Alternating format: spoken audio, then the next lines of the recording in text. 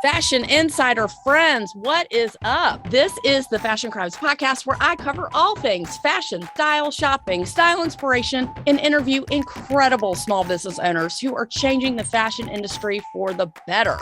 Yes, I'm the best friend you never knew you needed and the poster child for fashion over 40, and I mean way after 40. Say it with me, fashion and style are your friends, not your enemies. I'm Holly Cates, your favorite personal stylist, and let's keep it real, the only Holly you need to know. Turn it up, because I got a lot to say, and I am super stoked you're here.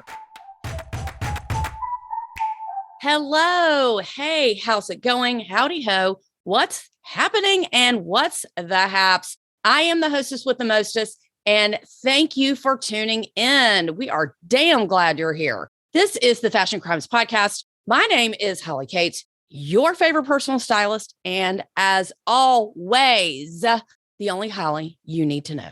If you're just tuning in for the first time, it is a rule that if you are going to listen to this podcast, you can only have one friend named Holly, and that friend is going to be me. I do not like having any competition. I don't like everybody saying, oh, I have another friend named Holly, blah, blah, blah, because then it gets very confusing. So let me be the only Holly in your life, just for now. And if I'm not, just lie to me and make me think I am, because that's going to make me feel better. Like the other day when we were on the plane and the pilot got on the loudspeaker and said that we were number 30 for takeoff. I'm sorry, that's 30.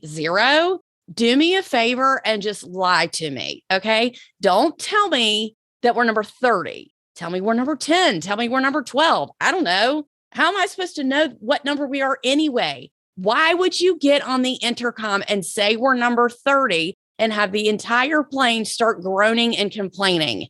It's totally annoying. Anyway, thank you for being honest, but in this case, it did not help. Let's see. What other first world complaints do I have? Oh, I don't know. I'm sure I'll think of something. However, in other news, today is Earth Day. Yay!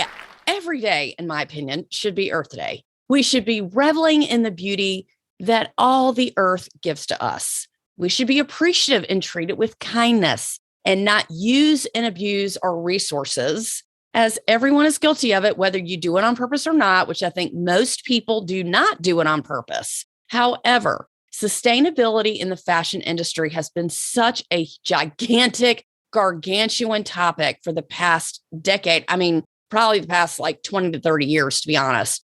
A lot of companies are coming around to acknowledging and at least attempting to take responsibility of the mass amounts of waste on the planet and in the air that they are in fact creating. While I was researching this topic, there are just records amount of charts and graphs and all of these arguments and scientists explaining how much money each country in the world actually spends on clothes and fast fashion every single year and how much of it gets disposed. I mean, just in the United States alone, it will make you cry. It is not okay.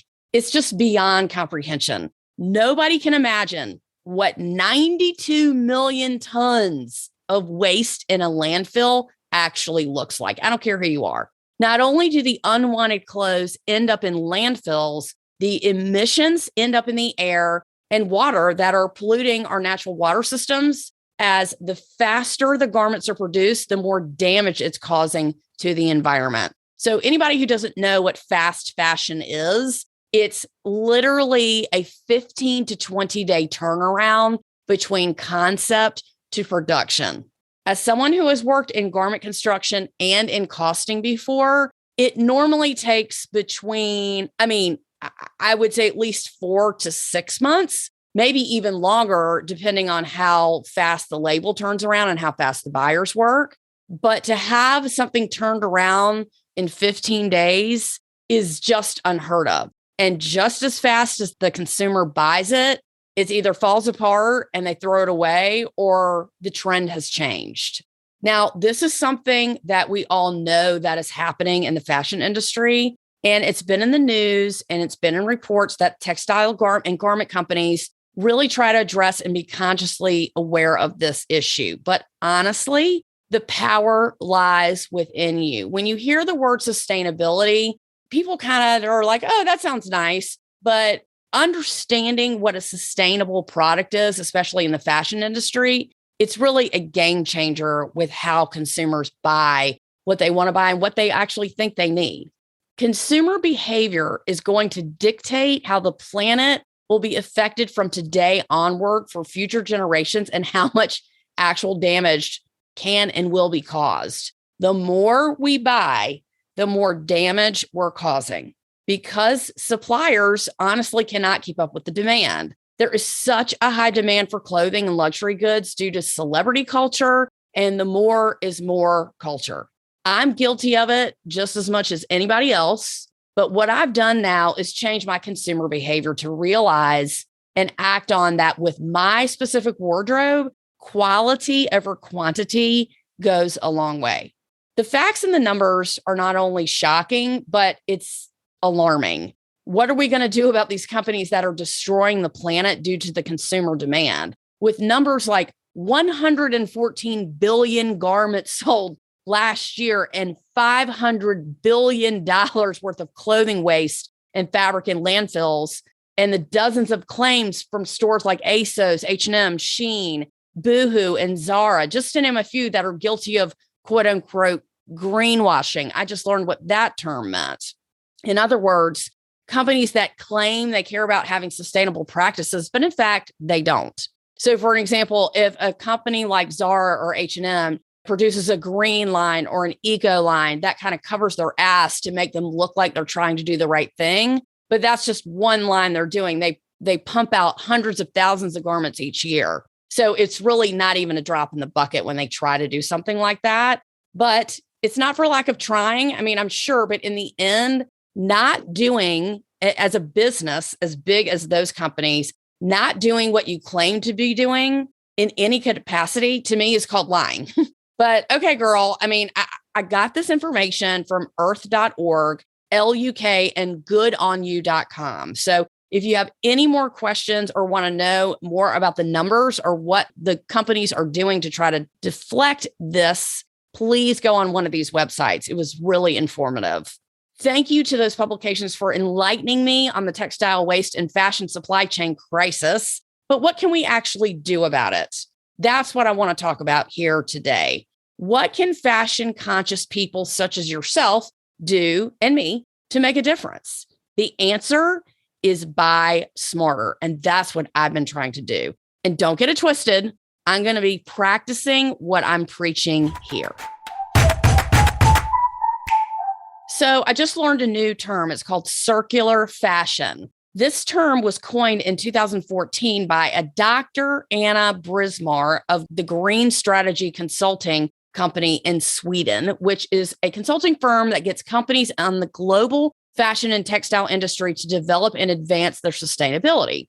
So she defines the term as clothes, shoes, or accessories that are designed, sourced, and produced and provided with the intention to be used and circulated responsibly and effectively in society for as long as possible in their most valuable form, and hereafter return safely to the biosphere when no longer of human use. So again, this was from LUK. So Dr. Brismar of Sweden. This is exactly what we're going to be doing here at the Fashion Crimes Podcast, and everybody in the Insider Bestie crew, all of our new peeps, all of our fashion brand besties. We are going to learn how to participate in circular fashion. So listen up. This is a style lesson not only for Earth Day, but really to adapt as best you can as a lifestyle. You heard me. It's not a one and done situation like, oh, I got a dress at a secondhand store. That's not enough. You're going to learn how to create a more sustainable wardrobe by being a better, more earth-conscious fashion consumer. And me too. Look at us go, loving this journey for us.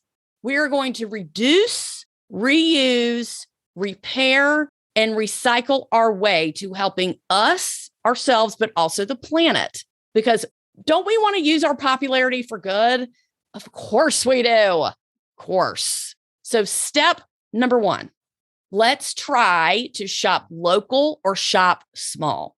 Things like Small Business Saturday in your area where you live, websites like Etsy and Ruby Lane and Amazon Handmade, just found out about that one, are ways to support local artists in the retailer community. Just because someone has a business in a different state or city, you're still shopping small. So what I'm saying is, if you find a designer on Etsy and they live in Paducah, Kentucky, even though you don't live there, you're still shopping small.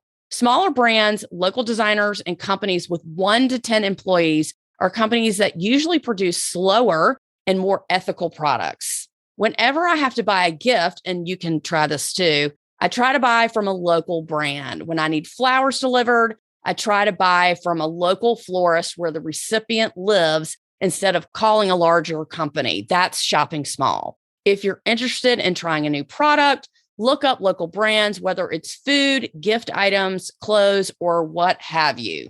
This is so important to me, and I always shop small whenever I can. Please encourage others to follow your lead. Get out of your rut and buy from places where you know where the goods come from. For example, now I have interviewed several smaller brands like Vien Milano, who makes small batch thigh-high stockings, Delaterra Shoes, which is a sustainable shoe brand that does very small runs, and Parodies, who produces all of her clothing in factories in Boston so she can be part of the production process. Make sure, ding, ding, ding, make sure you go back and listen to some of these past episodes to find out more about these brands so you can support them as well as your local economy.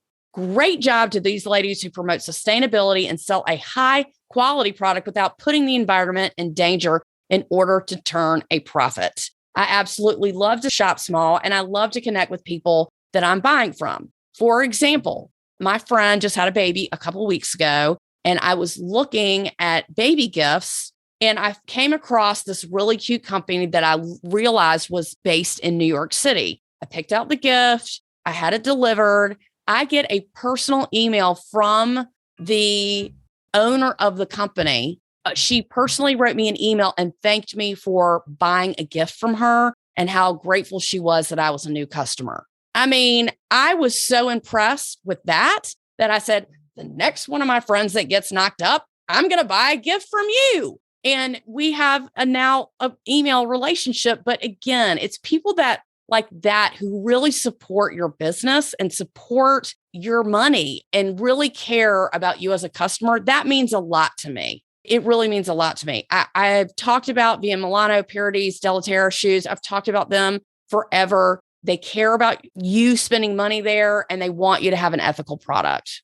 People who are the face of a brand appreciate your money and your business more than anything. The same way that I'm a small business and I appreciate all of my clients and my customers, even though I'm selling my services instead of an actual product. But I do try to refer my brand besties to my clients, of course. I also have Chris Carr Jewelry. I have Pari Passu, which does plus size clothing. I mean, I have all these designers that I have great relationships with that produce really slow and small batch. So please go back and listen to those episodes so you can become familiar with those brands. All righty then, moving right along. Step 2, clean out your closet and the closets of your family. I know, a lot easier said than done. Do this for your kids. If you have small kids with nicer clothes, try to get some money back with some consignment.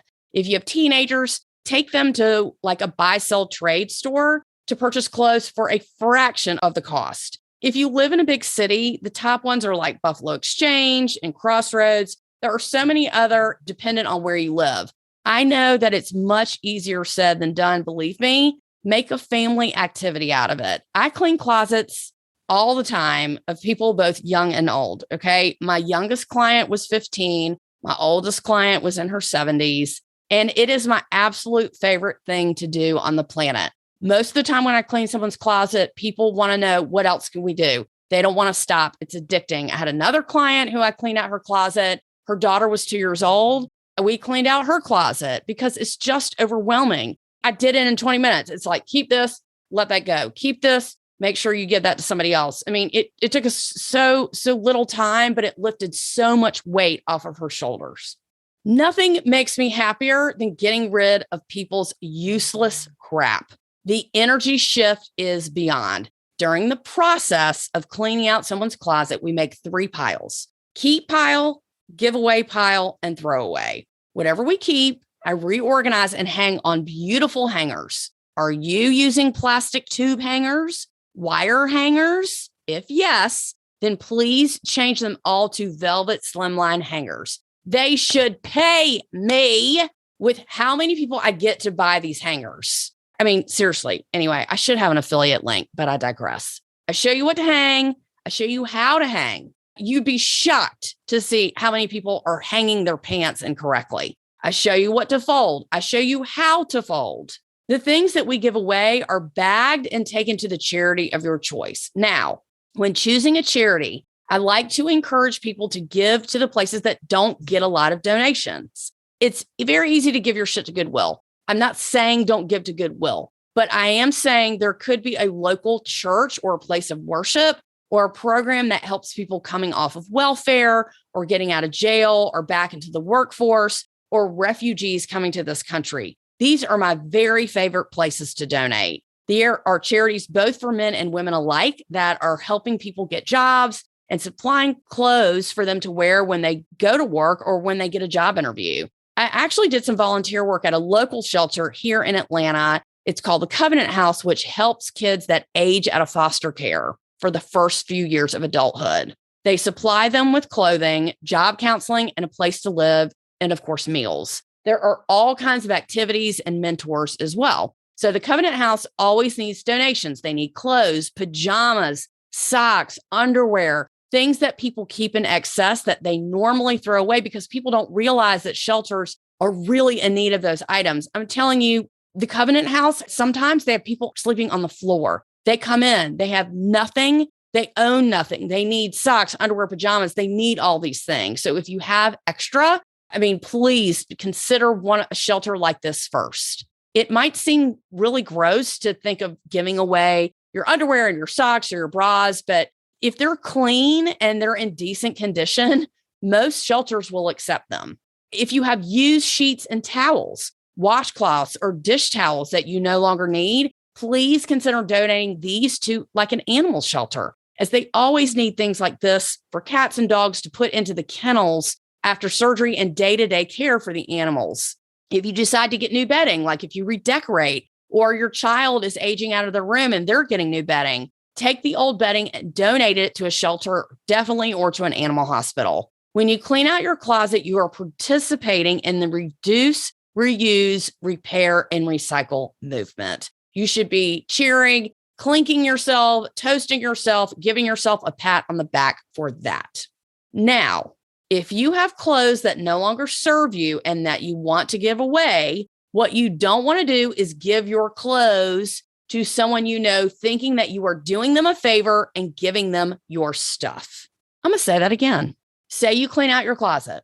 You have a bag full of stuff and you're like, oh, I'm going to give this to my sister. I'm going to give this to my mom. I'm going to give this to my cousin. The only exception to that rule is maternity clothes. I will never, ever tell you or shame you into not giving your maternity clothes away, because that indeed you should give away, especially if you're not pregnant anymore.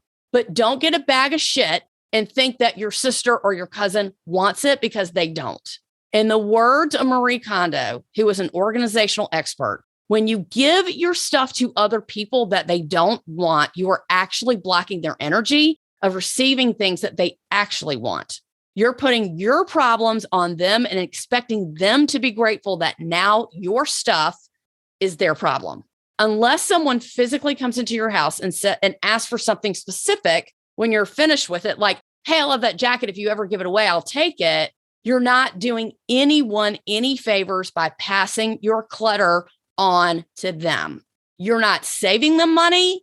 You are not saving money for yourself. You are actually doing them a disservice by dragging a box full of crap over to someone else's house, or unless it's children's clothes. That doesn't count either.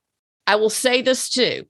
Adult children, if your residence is not at your parents' home, and I've been guilty of this too. Okay, I'm just disclaimer. I've been guilty of this. If you have moved out of the house and you are a functioning adult on your own, you should not have anything you own left behind at your parents' home. I'm sorry, hard truth, you should not. They don't want it, they don't need it, and it's blocking their energy. If you have items left behind, that means you don't need these items, okay? I don't care if it's your high school shit or your college stuff or whatever it is.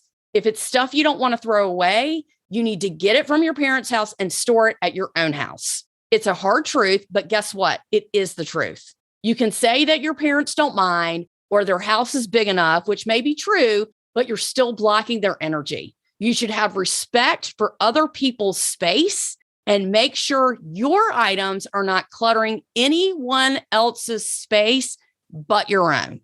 All that shit you have at your parents' house, go get it and put it at your house. You don't want it at your house. So why should they keep it for you?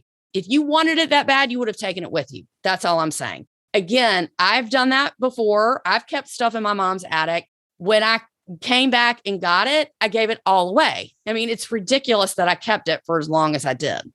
Here's another very sensitive subject that I deal with clients. If someone has died and you are saving items from their life that are cluttering your space, you are not serving their memory by holding on to their stuff. The negative energy and the guilt that you feel from keeping clothing and jewelry and tchotchkes from someone who has passed does not serve you. It is your right to claim your space back. You are not under any obligation to keep anyone else's things that are taking away from your own functioning space. Even if it's in a basement, even if it's in the attic, and it's out of sight, out of mind.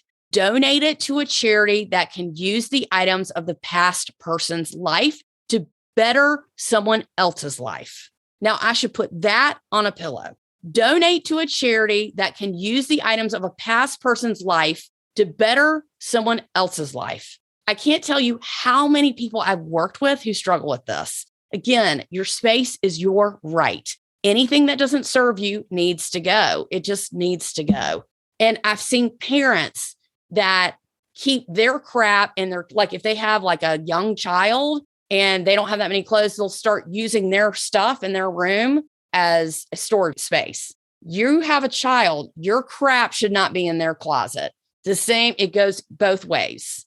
Anything that doesn't serve you needs to go. And if you need help deciding what serves you, give me a call and I'm going to set you straight. Lastly, step 3, add secondhand and vintage into your wardrobe. Now, I could sit here all day and tell you what sites to go to for secondhand and vintage, but there is a reason that this is such a booming business. Some of the top sites are like Vestiaire Collective, The Real, and Poshmark, goods that are gently used and authenticated if they're luxury and in usually great condition. This is an excellent plan to get you out of your fashion comfort zone and buy something different. People buy and sell goods all over the world for a fraction of the retail cost. You just have to find what you're looking for. New isn't always better.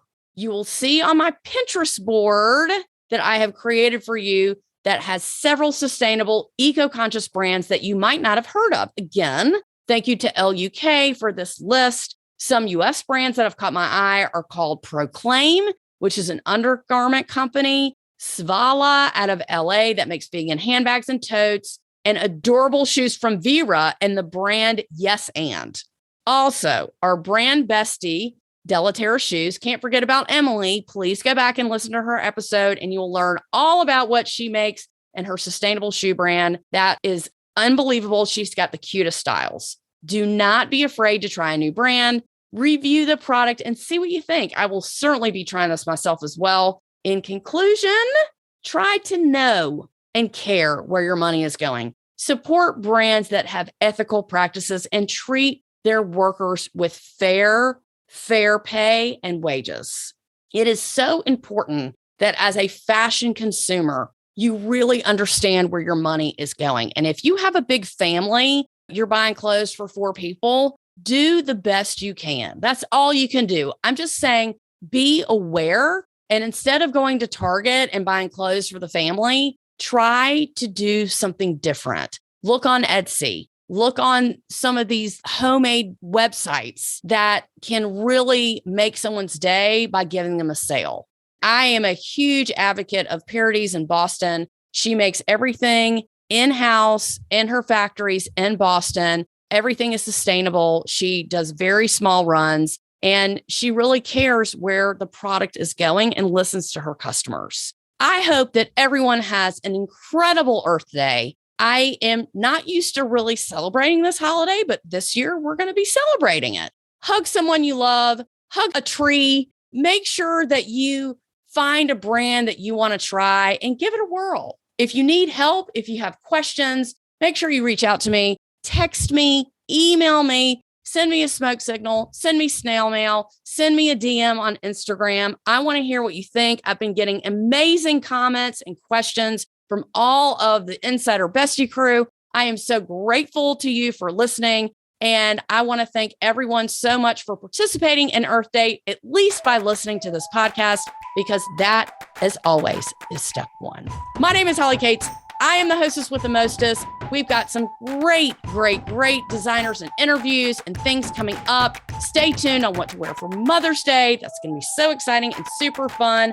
This has been the Fashion Crime Podcast, and we are out.